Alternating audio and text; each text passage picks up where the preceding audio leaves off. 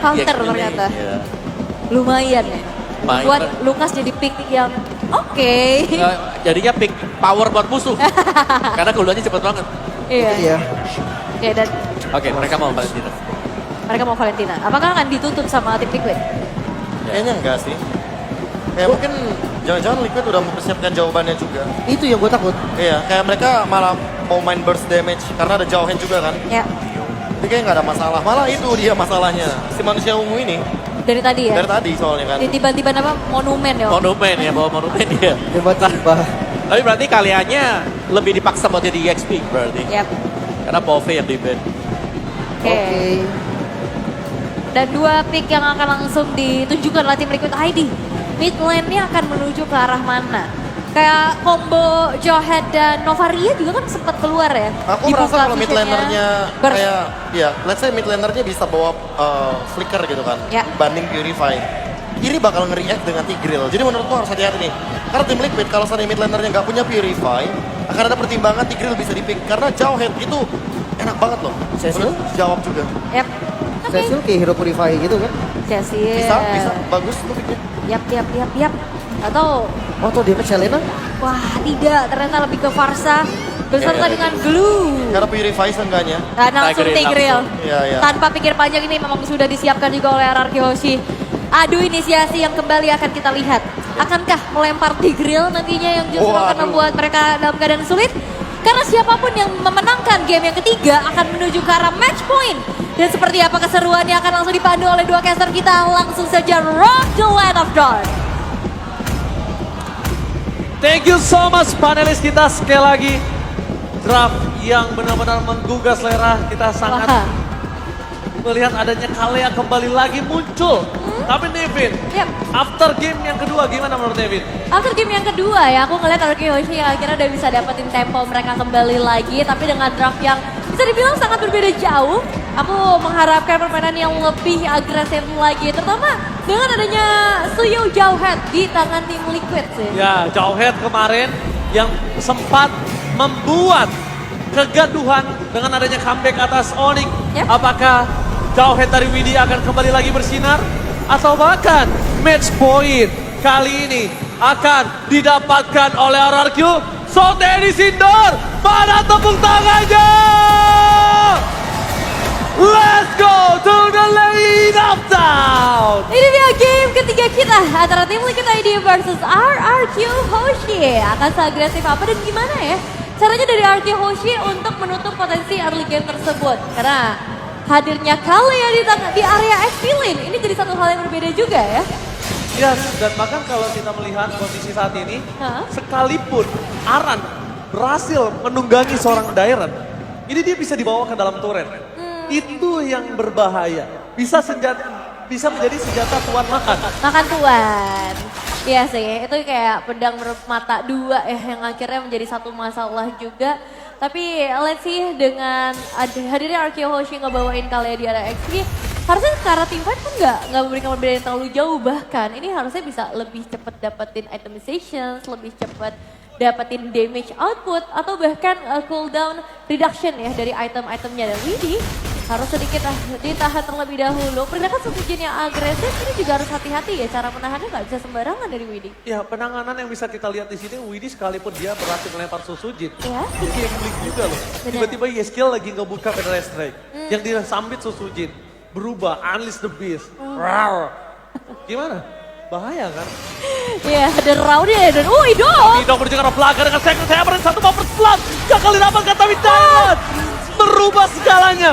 Menetralisir dan bahkan Widi dengan flicker for defensive yang dimiliki para pasukan dari tim Liquid. Terlalu banyak source skill yang keluar, itu dia.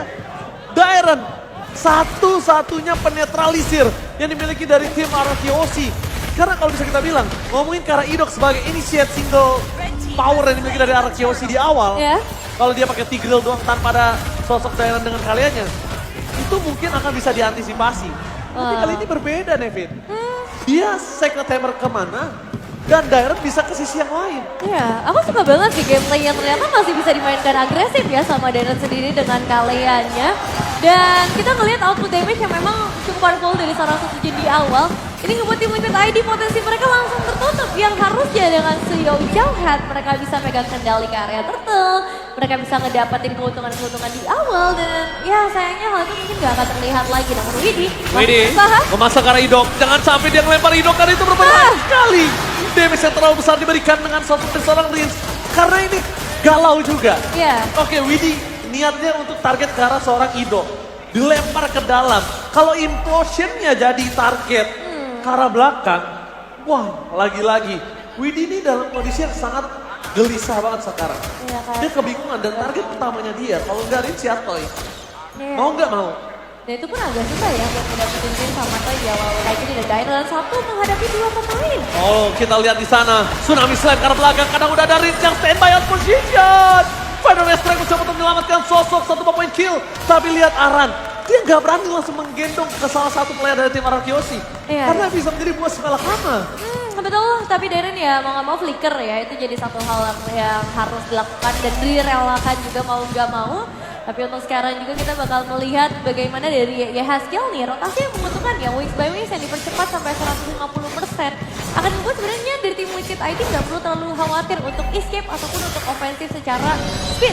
Karena mereka juga bawa Irisel kan, jadi Oke. follow up-nya cepet banget. Dia nggak harus worry Iya. tentang adanya Rotasi. by wings. Iya. Tapi kenapa sekarang kita belum lihat adanya rotasi? Nah, itu dia Itu sih. problem utamanya. Jadi mungkin ESTL harus lebih repetitif untuk bermain sosok dari Marsianya secara rotasi. Karena lihat daerah di depan mata udah standby untuk mendapatkan siapapun. Pada ST terlihat dan Tsunami Slam berhasil menangkap ke arah belakang. Terus bisa di shot point. Tapi lihat implosion from Dido berhasil membuat para pasukan dari tim Liquid kehilangan dua pemainnya. Oh my god, sekalipun di depan sana ada sosok seorang Aran, tapi lihat tidak ada gunanya. Aran akan terenjam-enjam, hanya tinggal menunggu waktu. And double kill di tangan dari Sun Sujin. Double kill untuk Sun Sujin. Ini satu kombinasi yang benar-benar manis banget dari RRQ Hoshi. Harmonisasi dengan impulsion yang langsung connect ke bagian belakang. Yehaskiel harus dipaksa nge-trigger Purify, tapi bukan masalah itu. Masalahnya adalah dia akhirnya nggak bisa nge-deliver damage lagi. Dan 2-3 pemain dari tim Liquid ID tadi udah tertahan di area pro lane. Jadi kita bakal melihat RRQ Hoshi berjalan lebih dalam lagi. Auto turret satu persatu sudah mulai mereka amankan. Dan target selanjutnya kita akan tahu ke arah mana, yaitu ke arah Aaron Chiki yang sedang ada di dalam bahaya karena rotasi akan menuju ke area atas. Oke, jangan sampai Widi termakan. Ini berbahaya sekali dan Tsunami Slam! Watch out! Watch out! Watch out!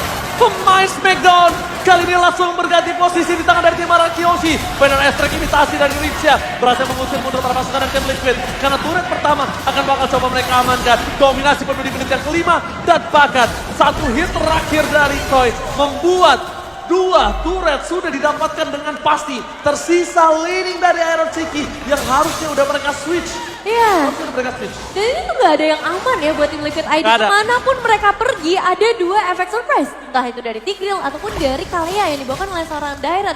Dan gak jarang juga kita ngelihat surprising effect dari seorang Rins karena dia bisa pilih nih apa saja ultimate yang ingin dia mainkan dari tim Liquid ID. Jadi memang target utama dari RRQ Hoshi sekarang akan berfokus di area top lane, sedangkan posisi dari seorang Fabian ini masih terpantau di area bottom lane. Yes, lihat di depan sana Aran bakal dibonyokin. Nah kondisinya kali ini Nevin adalah lihat dua posisi yang dimiliki Arkeosi, Idok dan Dairon. Siapa yang akan initiate power di depan dan siapa yang akan mengcover, ini tinggal tukeran. Iya. Jadi bisa dibilang dua crowd control ini yang memastikan para pasukan dari tim Liquid itu nggak bisa masuk atau deliver damage maksimal. Ngomongin split push, sekarang juga nggak terlalu power dengan tidak adanya Moskov. Betul sih, apalagi Darren juga udah langsung follow up kok ke bagian bottom lagi. Dan tadi sepertinya hanya butuh satu Feather Isaac saja untuk nge-secure karakter turunnya supaya zoning out ini bisa tercipta dengan baik. Yang memukul mundur juga ke arah Aaron Chiki. Dan dengan perbedaan gold yang udah mulai kerasa, 3.800 keunggulan, kita melihat juga dari tim Liquid ID yang masih belum punya output damage. Hanya ada sekitar 3 item dari 5 pemain dan conceal play. Udah mulai buka. Oke Idok. Wah, Oke, gak ada yang lihat. Tidak ada yang Di depan lihat. sana gak ada yang lihat, tapi lihat Riz mundur ke arah belakang, maka dibalikan kembali dengan Tsunami Slam. Ke arah Sonsora Winnie. Flicker power defensif, Arah bisa menunggai satu orang, tapi Sosojin too strong. Satu orang di tangan oleh seorang Toy. Double kill. Tembakan matang dari Toy.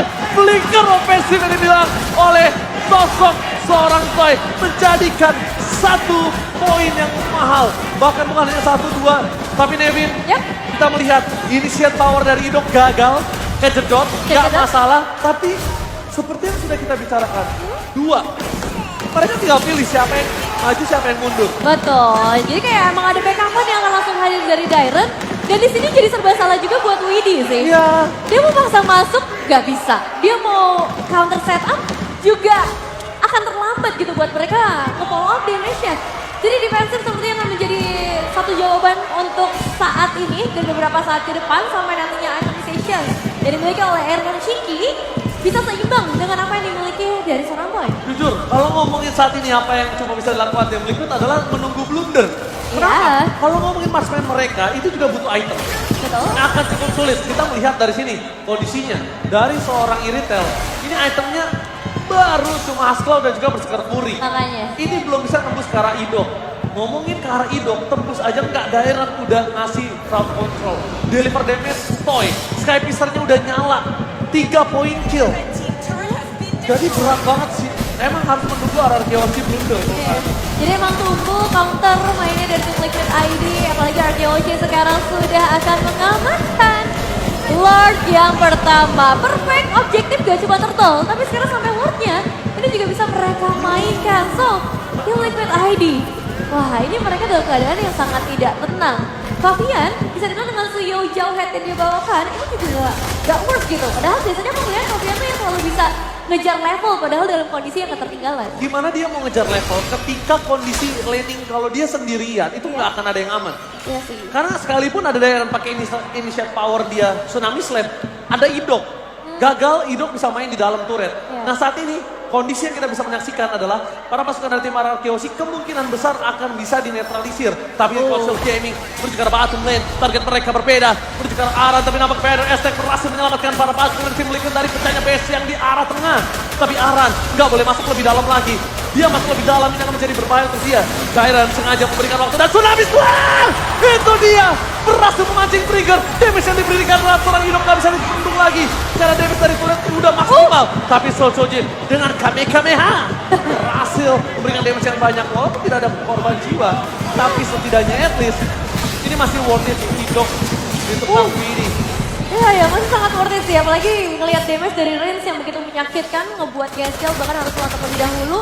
Dan informasi lumayan banyak sebenarnya, termasuk Purify ke arah Aaron Shiki ini udah mulai dikeluarkan juga. Jadi bisa dibilang Arkeologi nggak terlalu rugi lah untuk Lord yang pertama karena semua passive turret berhasil mereka pecahkan. Nah sekarang Gaskell dengan Genius One.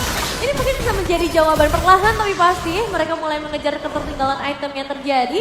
Dan sebagai defender high ground yang kuat, posisi Gaskell nggak boleh terancam. Posisi Gaskell harus dijaga dengan ketat oleh Aran atau Windy. Masalahnya mereka dua-duanya kan tipikal yang maju ya. Ya, tapi tadi aku udah lihat ketika Dairen masuk ke dalam. Iya. Itu tuh udah sengaja siapa yang dekat kena targetnya dia. Dan bahkan Idok, Explosion menuju ke sosok seorang Wede. Bahkan coba dilempar ke arah belakang. Diselamatkan oleh para pasukan dari Femar Arkeologi. Tidak ada lagi. Tapi nampaknya dengan ada Susujin yang tergendong oleh sosok seorang Aran. Bahkan coba dilindungi. Reigns menuju ke arah belakang biar tidak ada deliver damage. One last hit Susujin. Selamatan itu dia. Satu Sky Piercer aktif lagi dari seorang Toy. 4 poin kill Susujin tidak pecah. Dan 4 poin kill dari Toy dengan full dari Sky Piercer-nya. Dan mungkin akan bertambah lagi ya. Ngelihat ini 2 damage dealer-nya dapetin makanan yang sangat mengenyangkan untuk mereka. Dan Arkeologi 8.000 keunggulan gold sudah ada di tangan mereka. Great Mega Spear untuk Aaron Shiki. Tapi apakah item ini akan membantu deliver damage-nya? Karena permainan conceal play ini masih belum bisa dijawab. Satu impulsion dari Idok gagal, tenang masih ada Dairen. Tapi yang tadi aku suka adalah Reigns. Lihat gak? Gimana Reigns bikin barricade. Yep. Dimana Reigns ngeblokade damage dealer dari tim Liquid untuk gak bisa masuk. Sekalipun maksa masuk, ya minimal akan ada barter. Benar. Susujin memang shutdown. Tapi para pasukan dari tim Liquid juga pasti akan ada yang hilang. Iya. That's why dari tim Liquid ada baiknya. Dibanding dia harus kehilangan 2. Aran dan 1 orang lagi, mending dia kehilangan Aran aja yang udah pasti hilang. Bener sih. Mereka harus mulai merelakan salah satunya ya. Untuk Dibanding betul dapat keuntungan yang lebih banyak kan. Karena itu dalam posisi kayak gini, Nafasnya masih ada. betul. Betul, dan mereka harus cari pertukaran daripada diam-diam doang gak dapetin poin eliminasi. Kayaknya akan jauh lebih baik hilang 2 tapi dapat Sujin atau dapat Toy. Untuk memecahkan ya at least taking Sky Pierce atau ngedapetin gold juga supaya mereka bisa kejar nih 9.000 perbedaan goldnya. Ditambah lagi sekarang Wave Minion ini benar-benar ditahan, akan didorong dengan waktu yang sama bersamaan juga dengan Lord yang muncul dari area mid lane. Wah ini sih aku bener-bener ngeliat Toy-nya bebas banget mainnya. Gak masalah, gak peduli lo pada ngeluarin crowd control kayak apa. Widdy sekalipun masuk gak masalah. Kenapa? Widdy keluarin flickernya, Idok bisa nge-cover.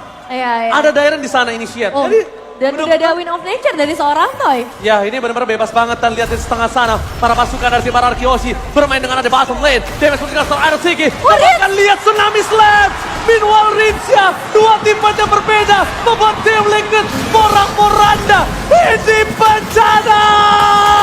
Tim Liquid benar-benar dihantam dan di base. Jadi game yang ketiga dipecahkan oleh tim Arkeoshi dengan one-sided game. Raja dari segala raja menunjukkan kekuatannya bermain dengan cepat dengan 2 game yang terakhir. Match point untuk RRQ Hoshi. Satu langkah lagi menuju ke babak grand final.